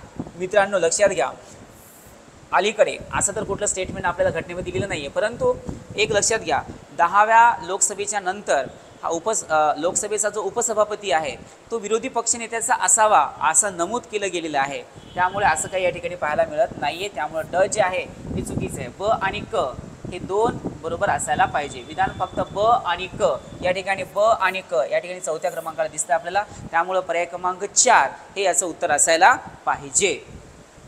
यानंतर समोर जाऊया. खालीलपैकी कोणती बाब जुळत नाही असं आपल्याला विचारलेलं आहे. 13 डिसेंबर 1946ला जवाहरलाल नेहरूंनी संविधान सभेत उद्दिष्टांचा ठराव मांडला. नंबर 1. नंबर 2. 29 ऑगस्ट 1947 मसुदा समितीची स्थापना करण्यात आली. त्यानंतर 26 नोव्हेंबर 1949ला भारतीय जनतेने संविधान स्वीकृत आणि अधिनियमित करून स्वतः प्रत अर्पण केली आणि 24 जानेवारी 1950ला संविधान सभेच्या सदस्यांनी अंतिमतः संविधानावरती स्वाक्षऱ्या केल्या. मित्रांनो हे संपूर्ण संविधान सभेच्या संदर्भामध्ये आपल्याला विचारलं गेलेलं आहे. पहिलं स्टेटमेंट म्हणजे संपूर्ण कामकाज जे आहे संविधान सभेचं कामकाज जसं जसं चालत गेलं, जसं जसं समोर समोर होत गेलं त्यांचा घटनाक्रम आपल्याला या ठिकाणी विचारलेला आहे. त्यामुळे पहिलं विधान बरोबर आहे, दुसरं सुद्धा बरोबर आहे. तिसरं जे आहे ते स्वीकृत करण्याविषयी बोललं गेलेलं आहे. ठीक आहे, तर घटना समितीचं कार्यक्रम जो होता तो याच्यामध्ये येत नाही आहे, त्यामुळं तिसरं जे आहेत ना ते जुळत नाही आहे. आणि चौथं या ठिकाणी संविधान सभेच्या संदर्भातमधलं चौथं जे स्टेटमेंट आहे ते आपल्याला पाहायला मिळतं. त्यामुळं खालीलपैकी कोणती बाब या ठिकाणी जुळत नाही मित्रांनो, तर तिसरी जुळत नाही. त्यानंतर आपण समोर जाऊया. बंदी प्रत्यक्षीकरण याबाबत सत्य विधान ओळखा असं आपल्याला विचारलेलं आहे. चुकीच्या अटकेपासून संरक्षण मिळण्याकरिता हा अर्ज केला जातो. अगदी बरोबर आहे मित्रांनो. एखाद्याला जर न विचारता आपण अटक केलेली असेल तर त्याला 24 घंट्याच्या आत अटक कशामुळे केलेली आहे हे त्याला स्पष्ट करून सांगावं लागतं.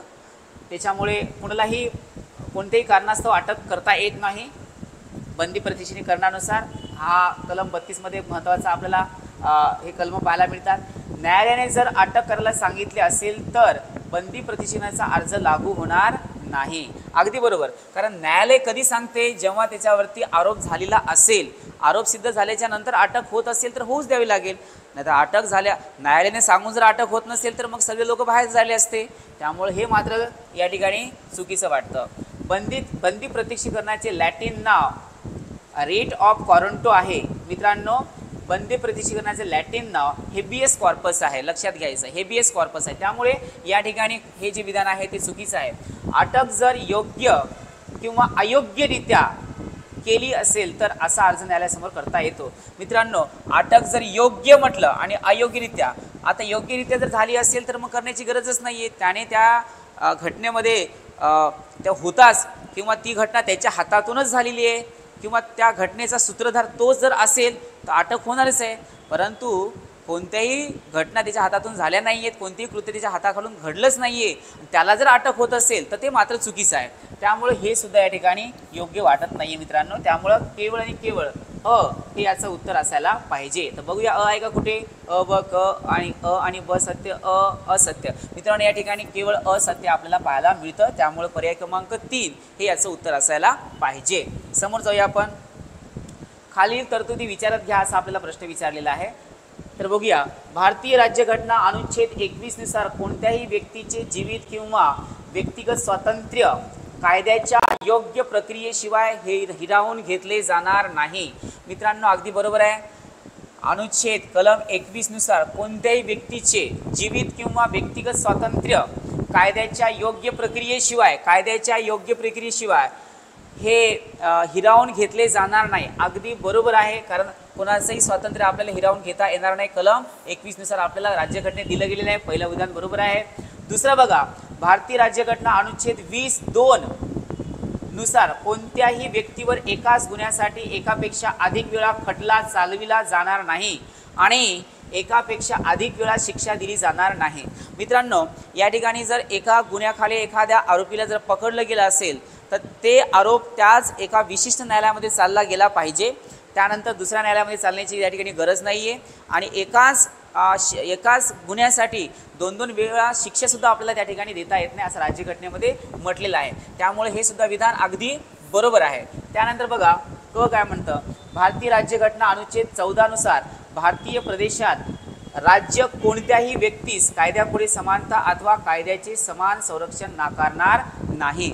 तर कलम 14 नुसार संपूर्ण व्यक्ती जे आहे ते कायद्यासमोर समान आहेत मित्रांनो। मग त्यामध्ये जात पात वंश धर्म गोरा काळा असा कुठल्याही प्रकारे त्या ठिकाणी भेदभाव आपल्याला पाहायला मिळत नाही, सर्व जे आहेत ते कायद्यासमोर समान आहेत। हे सुद्धा विधान अगदी बरोबर आहे। त्यामुळे अ, ब आणि क हे तीनही विधान कसे वाटतात मित्रांनो, अगदी बरोबर आहेत। त्यामुळे अ, ब आणि क वरीलपैकी एकही नाही। आपल्याला विचारलेला प्रश्न वरीलपैकी कोणती तरतूद बरोबर नाही असं विचारलेलं आहे। वरीलपैकी कोणती तरतूद बरोबर नाही म्हणजे चुकीची, बरोबर नाही म्हणजे कशी बरं, चुकीची आहे असं विचारलेलं आहे। तर या ठिकाणी हे तर तिन्ही बरोबर असायला पाहिजे, तर या ठिकाणी तर ऑप्शन दिसत नाहीत आपल्याला। ठीक आहे, तरी आपण या ठिकाणी प्रयत्न करूया कशा पद्धतीने आपलं उत्तर काढता येईल। वरीलपैकी एकही चुकीचे नाही असं हो मात्र शकतं, वरीलपैकी एकही चुकीचे नाही। ठीक आहे, केवळ आपल्याला या ठिकाणी बरोबर नाही म्हणजे कसे आहे बरं, बरोबर नाही म्हणजे कसं आहे, हे रॉंग आहे, बरोबर नाही म्हणजे रॉंग आहे। मग आणि एकही चुकीचे नाही म्हणजे कसं आहे, तर बरोबर आहे। मग या ठिकाणी चुकीचे शब्द या ठिकाणी घेऊया, चुकीचे नाही। वरीलपैकी एकही चुकीचे नाही हे असं आपण या ठिकाणी समजून घेऊया। ऑप्शनमध्ये इकडे तिकडे थोडं झालं असावं या ठिकाणी, आणि तुम्हाला सुद्धा हा प्रश्न सॉल्व करताना थोडा प्रॉब्लेम आला असेल तर काही काळजी करू नका। तर या ठिकाणी आपण याचं उत्तर काय घेऊया मित्रांनो, पर्याय क्रमांक 4 घेऊया या ठिकाणी। जरी तुमचं उत्तर कोणते जरी आलं असेल तर आपल्याला या ठिकाणी तशा प्रकारचं ऑप्शन दिसत नाही आहे। चला समोर जाऊया आपण। खालीलपैकी कोणते मार्गदर्शक तत्व हे समाजवादी तत्व नाही असा आपल्याला प्रश्न विचारलेला आहे। मित्रांनो, आपल्याला काय मार्गदर्शक तत्व विचारलेले आहे, कलम 36 ते 52 पर्यंत आपल्याला हे कलमे पाहायला मिळतात। तर बघूया आपण। सर्वांना समान कामाबद्दल समान वेतन हे मार्गदर्शक तत्व आहे। आपल्याला विचारलेलं नाही कोणतं आहे, तत्व नाही, आणि समाजवादी तत्व विचारलेलं आहे। ठीक आहे, समाजवादी हा शब्द या ठिकाणी दिला गेलेला आहे. नंबर 2, समान न्याय व मोफत कायदेविषयक सहाय्य, अगदी बरोबर आहे. संपत्ती व उत्पादन साधनांचे केंद्रीकरण रोखणे, अगदी बरोबर आहे. सगळ्यांचं एकाचकडे सगळी संपत्ती जाता कामा नये, नाही तर गरीब होत जातील, श्रीमंत होत जातील.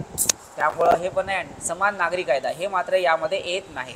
आताच आपण बघितलं युनिफॉर्म सिव्हिल लॉ जो आहे या ठिकाणी, किंवा युनिफॉर्म सिव्हिल कोड जे आहे त्या ठिकाणी आपल्याला पाहायला मिळतो. तर हे जे समान नागरी कायदा जो आहे तो या ठिकाणी आपल्याला या ठिकाणी मॅच होताना पाहायला मिळत नाही. त्यामुळे ऑप्शन नंबर 3 हे या ठिकाणी चुकीचं आहे. खालील विधाने विचारत घ्या असा आपल्याला प्रश्न विचारला गेलेला आहे. अयोग्य हेतू या आधारावर राष्ट्रपतीच्या व वटहुकूम काढण्याच्या निर्णयाबाबत न्यायालयात प्रश्न उपस्थित करता येतो मित्रांनो. ओके. अन्य विधी नियमाप्रमाणे वटहुकूम देखील गतकालापासून लागू होऊ शकतो, अगदी बरोबर आहे. आणि राज्यघटना दुरुस्तीसाठी वटहुकूम जारी करता येत नाही असं आपल्याला विचारलेलं आहे. राज्यघटना दुरुस्तीसाठी वटहुकूम जारी करता येत नाही हे सुद्धा अगदी बरोबर आहे मित्रांनो. कारण राज्यघटना जर होत असेल तर वटहुकूम जारी करणं या ठिकाणी योग्य नसतं किंवा त्या ठिकाणी केला जात नाही. त्यामुळे अ, ब आणि क हे तिन्ही विधानं कशी आहेत मित्रांनो, अगदी बरोबर आहे. म्हणून या ठिकाणी पर्याय क्रमांक 4 हे याचं उत्तर असायला पाहिजे. समोर जाऊया आता आपण. पंचायत समितीच्या कार्यामध्ये खालीलपैकी कोणाचा समावेश करता येईल ते निवडा असं आपल्याला विचारलेलं आहे. पंचायत समितीच्या कार्यामध्ये खालीलपैकी कोणाचा समावेश करता येईल असं विचारलेलं आहे. प्रत्येक वर्षासाठी अंदाजपत्रक तयार करणे व संमत करणे पंचायत समितीचं काम आहे का, तर आहे. पण यासाठी जिल्हा परिषद जी आहे ते संपूर्ण आराखडा जो आहे तो तयार करून देत असते. त्यामुळे पंचायत समितीचं अंदाजपत्रक जे आहे ते जिल्हा परिषदेमार्फत होतं, परंतु संपूर्ण जे काही या ठिकाणी तयार करणे व संमत करण्याचं काम जे आहे ते मात्र या ठिकाणी होतं. त्यामुळे पहिलं विधान या ठिकाणी आपल्याला बरोबर मानावं लागेल. पंचायत समितीच्या बैठकीत मंजूर झालेल्या योजनांची अंमलबजावणी करणे, अगदी बरोबर आहे. हे सुद्धा पंचायत समितीचं काम आहे. पंचायत समितीच्या बैठकीत मंजूर झालेल्या योजनांची अंमलबजावणी करणे याचं कामच असते ना, त्यासाठीच तर आपण पंचायत समिती निर्माण केलेली आहे. त्यामुळे ब सुद्धा बरोबर आहे. जिल्हा परिषदेच्या सोपवलेल्या कार्याची अंमलबजावणी करणे, कारण पंचायत समितीवरती जिल्हा परिषद काही कामं सोपत असते ते सुद्धा त्याचे अंमलबजावणी करणे किंवा ते कामं पूर्ण करणे हे पंचायत समितीचं काम असतं. त्यामुळे हे सुद्धा बरोबर असायला पाहिजे. त्यामुळे अ, ब आणि क हे तिन्ही विधानं जे आहेत ते अगदी बरोबर आहे. त्यामुळे वरील सर्व म्हणजेच पर्याय क्रमांक 4 याचं हे उत्तर असायला पाहिजे. चला समोर जाऊया आपण. खालीलपैकी कोणते विधान चुकीचे आहे असं आपल्याला विचारलं गेलेलं आहे. खालीलपैकी कोणते विधान चुकीचे आहे असं आपल्याला विचारलेलं आहे. आता चुकीचे म्हटलं म्हणजे आपल्याला रॉंग निवडायचं आहे. लक्षात घ्या काय करायचं आपल्याला, रॉंग. या ठिकाणी तुम्ही असं क्रॉस करून घ्या. लोकसभेत अविश्वास ठराव कोणत्या कारणावर आधारित आहे हे स्पष्ट करावे लागते. मित्रांनो, लोकसभेमध्ये अविश्वास ठराव कोणत्या कारणावरचा आहे असं स्पष्ट करण्याचं किंवा त्याला कारण देण्याचं काही कारण नाही. त्यामुळं अ जे आहे या ठिकाणी रॉंग असायला पाहिजे. त्यानंतर दुसरं बघा, लोकसभेत अविश्वास ठराव दाखल करून घेण्यासंबंधीची पद्धती ही लोकसभेच्या नियम 198 मध्ये सांगितली आहे. अगदी बरोबर आहे. 98 मध्ये 198 मध्ये सांगितली गेलेली आहे. अविश्वास ठराव एकदा दाखल झाल्यावर तो दाखल करण्यास मंजुरी मिळाल्यापासून 10 दिवसांच्या आत तो चर्चेला घेतला पाहिजे. ओके, 10 दिवसात तो चर्चेला घेतला पाहिजे असं आपल्याला विचारलं गेलेलं आहे. बघूया आता आपण. असं काही नाही आहे, 14 दिवसाच्या आत ते घेतलं गेलं असलं पाहिजे. त्यामुळं चुकीचं असायला पाहिजे. बरं ठीक आहे, 10 दिवसाच्या आत चर्चेला. आणि इटालीमध्ये सरकारला संसदेच्या दोन्ही सभागृहाच्या पाठिंब्याची गरज असते, हे सुद्धा बरोबर आहे. की तर या ठिकाणी आपल्याला पर्याय ब आणि क म्हटलेलं आहे. म्हणजेच बघूया याचं उत्तर काय येतं ते. ठीक आहे, 10 दिवसाच्या आत चर्चेस घेतला गेला पाहिजे असं आपल्याला म्हटलेलं आहे. अविश्वास ठराव एकदा दाखल झाल्यानंतर 10 दिवसात मंजुरी दिल्या, 10 दिवसाच्या आत घेतला गेला पाहिजे. ओके, इटाली सरकारमध्ये या ठिकाणी आपल्याला तसं ऑप्शन दिसत नाही आहे. त्यामुळे आपण काय करूया, एक तर ब आणि ड असायला पाहिजे, नाहीतर ब आणि क असायला पाहिजे. ओके, ब आणि ड तर या ठिकाणी नाही आहे, म्हणून आपण काय करूया, या ठिकाणी ब आणि क हे इथं सोडून द्या. ब आणि क या ठिकाणी ब आणि क पाहायला मिळतं. त्यामुळं याचं उत्तर आपण बघूया की पर्याय क्रमांक 3 या ठिकाणी याचं उत्तर असायला पाहिजे. चला समोर जाऊया आता आपण. खालील विधाने विचारात घ्या असा आपल्याला प्रश्न विचारलेला आहे. राज्यघटनेच्या मसुद्यात राज्यपालाची निवडणूक ही प्रौढ मताधिकाराने व्हावी अशी तरतूद आहे. राज्यघटनेच्या मसुद्यात राज्यपालाची निवडणूक ही प्रौढ मताधिकाराने व्हावी अशी तरतूद आहे. नंबर 2, राज्यपालाच्या नियुक्तीबाबत भारताने अमेरिकेची पद्धत नाकारून कॅनेडियन पद्धत स्वीकारलेली आहे. ओके, 42व्या घटनादुरुस्तीनंतर मंत्रिमंडळाचा सल्ला राष्ट्रपतीवर बंधनकारक करण्यात आला आहे, परंतु अशी तरतूद राज्यपालासंबंधी करण्यात आलेली नाही. ओके, अगदी बरोबर आणि पहिलं सुद्धा बरोबर. या ठिकाणी अ, ब आणि क ही तिन्ही विधाने जी आहेत ते अगदी बरोबर असायला पाहिजे, म्हणून याचं उत्तर जे आहे ते पर्याय क्रमांक 4 असायला हवं. अ, ब आणि क. चला बघूया आपण समोरचा प्रश्न. खालील विधानांपैकी कोणती विधाने भारतीय राज्यघटनेत तरतूद म्हणून समाविष्ट केलेले आहेत? समाविष्ट केले आहेत असं विचारलेलं आहे. ठीक आहे, समाविष्ट केले आहे असं विचारलेलं आहे. आता बघूया, खालील विधानांपैकी कोणते विधान हे भारतीय राज्यघटनेत तरतूद म्हणून समाविष्ट केले आहेत? राज्याचा राज्यपाल म्हणून नियुक्ती होणारी व्यक्ती ही भारतीय संघातील व इतर राज्यांची रहिवासी असली पाहिजे. मित्रांनो, सामान्यतः असा संकेत असतो की ते दुसऱ्या राज्याची असली पाहिजे, परंतु राज्यघटनेमध्ये मात्र असा कुठेही आपल्याला उल्लेख पाहायला मिळत नाही. त्यामुळे पहिलं विधान जे आहे ते चुकीचं आहे. दुसरं बघा, देशाच्या धर्मनिरपेक्ष वैशिष्ट्याची खात्री देण्यासाठी सर्वोच्च न्यायालयातील किमान एक न्यायाधीश हा मुस्लिम असला पाहिजे. हे तर अतिशय हास्यास्पद आहे मित्रांनो. या ठिकाणी असं नाहीच आहे कुठे, आणि राज्यघटनेमध्ये आपल्याला तसा उल्लेखसुद्धा पाहायला मिळत नाही. त्यामुळं ब सुद्धा रॉंग आहे. त्यानंतर क बघा, संसदेच्या लोकलेखा समितीचा अध्यक्ष हा विरोधी पक्षाचा असला पाहिजे. संसदेच्या लोकलेखा समितीचा अध्यक्ष हा विरोधी पक्षाचा असला पाहिजे, हे सुद्धा मित्रांनो चुकीचं आहे. याचा सुद्धा उल्लेख कुठे राज्यघटनेमध्ये आपल्याला पाहायला मिळत नाही किंवा तरतूद तशी केली गेलेली नाही. वरीलपैकी एकही नाही, वरीलपैकी एकही नाही म्हणजे पर्याय क्रमांक 3 हे याचं उत्तर असायला पाहिजे. चला समोर जाऊया आपण आता. आंतरराष्ट्रीय न्यायालयाबाबत खालीलपैकी कोणती विधाने बरोबर आहेत असं आपल्याला विचारलेलं आहे. आंतरराष्ट्रीय न्यायालयाबाबत खालीलपैकी कोणती विधाने बरोबर आहेत? पहिलं, हे न्यायालय कायमस्वरूपी जिनेवा येथे कार्यरत आहे. अगदी चुकीचं आहे. हेग या ठिकाणी आहे मित्रांनो, या ठिकाणी जिनेवा नाही आहे, हेग असायला पाहिजे होतं. त्यामुळे पहिलं विधान चुकीचं आहे. त्याच्यापुढे असलेले सर्व प्रश्न उपस्थित न्यायाधीशांच्या बहुमताने अगदी बरोबर आहे. त्यासाठीच तर त्या ठिकाणी आंतरराष्ट्रीय न्यायालय आहे. त्याच्यापुढे आलेले सर्व प्रश्न उपस्थित न्यायाधीशांच्या बहुमताने सोडविले जातात. न्यायाधीशांची निवड ही 6 वर्षाची नाही आहे मित्रांनो, कालावधीसाठी केली जाते. 6 वर्ष म्हटलेलं आहे, या ठिकाणी 3 वर्षासाठी केली जाते. त्यामुळे हे सुद्धा चुकीचं आहे. आणि निवृत्त न्यायाधीश निवडणुकीस पात्र नसतात. ओके, पात्र नसतात असं म्हटलेलं आहे. अगदी बरोबर. मग या ठिकाणी पात्र नसतात म्हटलं नाही का? ठीक आहे, आपल्याला तर पर्याय, आपल्याला दुसरे पर्याय नाहीच आहे. निवृत्त न्यायाधीश पूर्ण निवडणुकीस पात्र असतात किंवा एकदा निवडणूक झाल्यानंतर ते परत अजून निवृत्तीनंतरही ते त्या पदावर जाऊ शकतात. तर मित्रांनो, नसतात नाही, या ठिकाणी असतात पाहिजे होतं. त्यामुळे हे सुद्धा चुकीचं आहे. त्यामुळे पर्याय क्रमांक 2 हे याचं उत्तर असायला पाहिजे. चला आता आपण समोर जाऊया.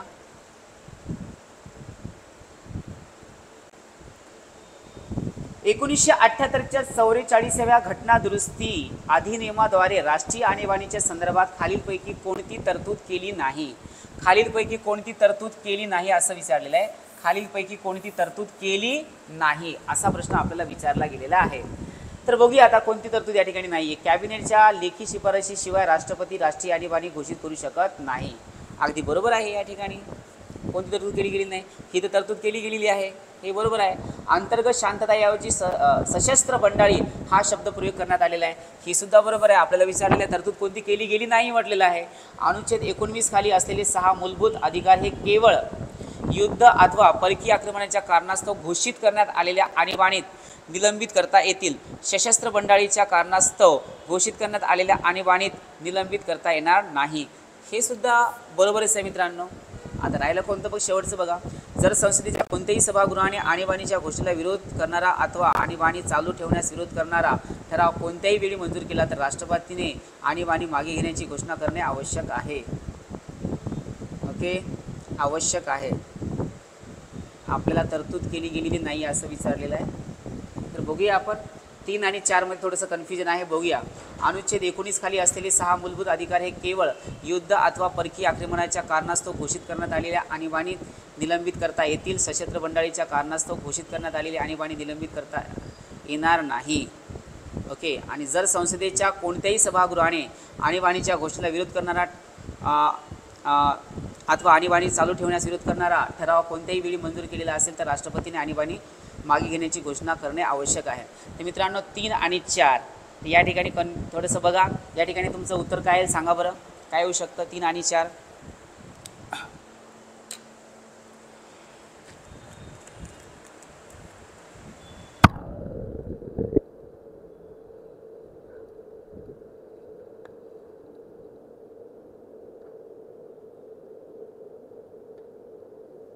चला सांगा.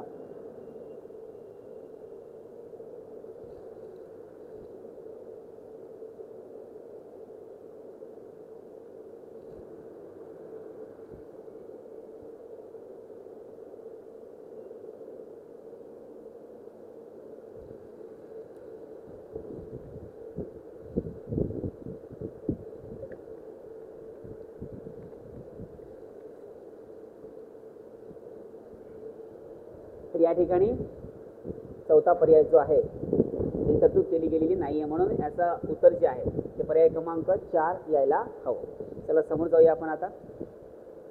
महाराष्ट्र जिल्हा परिषद आणि पंचायत समिती कायद्यात पदाधिकाऱ्याविरुद्ध अविश्वास ठरावाच्या बाबतीत खालीलपैकी कोणते विधान चुकीचे आहे. तर बघा, महाराष्ट्र जिल्हा परिषद आणि पंचायत समिती कायद्यात पदाधिकाऱ्यांविरुद्ध अविश्वास ठरावाच्या बाबतीत खालीलपैकी कोणते विधान चुकीचे आहे. या ठिकाणी कोणते विधान चुकीचे आहे असं आपल्याला विचारलेलं आहे. कोणते विधान चुकीचे आहे असं विचारलेलं आहे. तर आता बघूया. कोणताही अविश्वास ठराव जिल्हा परिषदेच्या एकूण सदस्यांच्या किमान 1/3 संख्याबळाने दाखविला गेला पाहिजे. अगदी बरोबर आहे. 1/3 बहुमत त्या ठिकाणी असायलाच पाहिजे. अविश्वास ठराव पारित होण्याकरिता एकूण सदस्यांच्या 2/3 संख्येबळाची आवश्यक असते. बरोबर आहे. त्यानंतर कोणत्याही अविश्वास ठरावासाठी बोलावलेल्या सभेच्या अध्यक्षपदी जिल्हा परिषदेचे मुख्य कार्यकारी अधिकारी केवळ असतात. केवळ मुख्य कार्यकारी अधिकारी असतात. मित्रांनो, जर अविश्वास या ठिकाणी ठराव पारित झाला असेल तर त्या ठिकाणी तो अविश्वास ठराव जो आहे तो कोणाकडे दिला जातो, तर तो जिल्हाधिकाऱ्यांकडे दिला जातो. त्यामुळे या ठिकाणी CO नाही, तर या ठिकाणी काय असायला पाहिजे मित्रांनो, या ठिकाणी कलेक्टर किंवा डेप्टी कलेक्टर यापैकी कोणी ना कोणी या ठिकाणी आवश्यक असणं गरजेचं आहे. मुख्य कार्यकारी केवळ नसतं, या ठिकाणी कलेक्टर किंवा डेप्टी कलेक्टर असायला पाहिजे, किंवा कलेक्टरच्या इक्विव्हॅलंट असणारा कोणताही अधिकारी या ठिकाणी चालू शकतो. त्यामुळे या ठिकाणी हे मात्र चुकीचं आहे. महिला व बाल विकास समितीच्या सभापती विरुद्ध विशेष बाब म्हणून अविश्वास ठराव किमान 3/4 सदस्यांच्या संख्येबळाने पारित करणे आवश्यक असते. अगदी बरोबर आहे. यामुळं याचं उत्तर द्यायला पाहिजे मित्रांनो, पर्याय क्रमांक 3 हे याचं उत्तर असायला पाहिजे. चला समोर जाऊया आपण. राज्य लोकसेवा अध्यक्षाच्या बडतर्फी कोण करू शकतो असं आपल्याला विचारलेलं आहे. मित्रांनो लक्षात घ्या, राज्य लोकसेवा आयोग जे आहे ते ऑटोनॉमस बॉडी असते, एक घटनात्मक संस्था आहे ती. त्याच्यामुळे त्याला बडतर्फ करण्याचा अधिकार केवळ आणि केवळ राष्ट्रपतीलाच असतो. ठीक आहे. त्यामुळं राष्ट्रपती सर्वोच्च न्यायालयाच्या शिफारसीनुसार, राज्यपाल उच्च न्यायालयाच्या शिफारसीनुसार, उच्च न्यायालय मुख्य न्यायमूर्तीच्या आणि संबंधित नाही. या ठिकाणी पर्याय क्रमांक 1 हे याचं उत्तर असायला पाहिजे. चला समोर जाऊया आपण आता. लोक न्यायालयाबाबतीत खालीलपैकी कोणते विधान बरोबर नाही असं आपल्याला विचारलेलं आहे. लोक न्यायालयाबाबतीत खालीलपैकी कोणते विधान बरोबर नाही असं आपल्याला विचारलं गेलेलं आहे. तर मित्रांनो बघा, या ठिकाणी लोक न्यायालय कायदेशीर सेवा आदिसत्ता अधिनियम 1987 नुसार लोक न्यायालयांचा वैधानिक दर्जा दिला गेलेला आहे. अगदी बरोबर आहे. त्यानंतर लोक न्यायालयात केवळ सेवेतील अथवा सेवानिवृत्त न्यायिक व्यक्तींचा समावेश होऊ शकतो. मित्रांनो, यांचा तर समावेश होतोच होतो, परंतु याच्या व्यतिरिक्त सुद्धा प्रदेशातील एका नागरिकाचा किंवा एका विशिष्ट पदावरती कार्य करणाऱ्या व्यक्तीचा समावेश होऊ शकतो, किंवा एखाद्या वकिलाचा सुद्धा समावेश होऊ शकतो. त्यामुळे न्यायालयात केवळ सेवेतील अथवा सेवेतील न्यायिक व्यक्तींचा समावेश होऊ शकतो असं काही नाही, त्यामुळं दुसरं रॉंग आहे. लोक न्यायालयाने दिलेला प्रत्येक निर्णय हा अंतिम असतो आणि तो दोन्ही पक्षांवरती बंधनकारक असतो. बरोबर आहे. लोकन्यायालयाने दिलेला निर्णय हा दिवाणी न्यायालयात दिलेल्या निवाड्याने समान असतो, हे सुद्धा बरोबर आहे. म्हणून याचं उत्तर घ्यायला पाहिजे मित्रांनो, पर्याय क्रमांक 2 हे याचं उत्तर असायला पाहिजे.